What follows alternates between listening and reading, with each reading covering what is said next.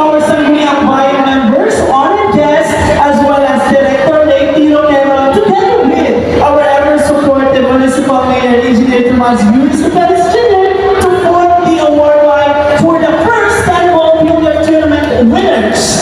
Now, without further ado, the Tadpole Billiard Tournament is sponsored by the 8Q's Resto Bar and Sangguniang Bayan member. Palapakan po natin ang Honorable Patria Calvary. And we have here ang ating mga billiard players. Now, without further ado po, for the third place, first Tadpole Billiard Tournament, Mr.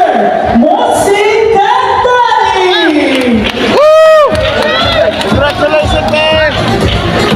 Once again, third place, Tadpole Billiard Tournament, Mr. Mosing Cantari. Ay, Congratulations po!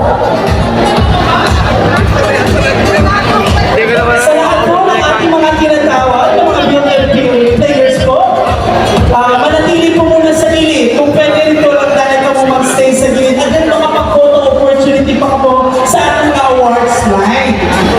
Okay? nagmamata ka may talingimig para laban. Ngayon naman, sa ating first Tadpole Billiard Tournament, second placer, Mr. Jason Miguel Lilopa. Congratulations! Mr. Jason Miguel Lilopa, second placer. Congratulations po. Kita pa ikaw. Sa tanahan na ng mga billiard players, kinangayahan dito mga magagto siya sa gilid para sa photo opportunity po. Maraming salamat. Ngayon naman, for the first Tadpole Billiard Tournament, first placer, Mr. Mark Ritono, also known as Skydol. Yay! Kaidol! Congratulations po. So what? Aking kinatawag ang mga billiard players at sponsor for a step billiard game. Pero pwede dyan ito sa unahan natin makapag-picture ka mo with our awards line. Durugin na salamat. Nabaso, Sansaso, champion so! Ngayon naman po, The champion! first Tadpole Billiard Tournament champion here in the municipality of Panay, Mr. Xavier Yomara Sanfito. Daw basketball ba? Once again, the champion, Mr.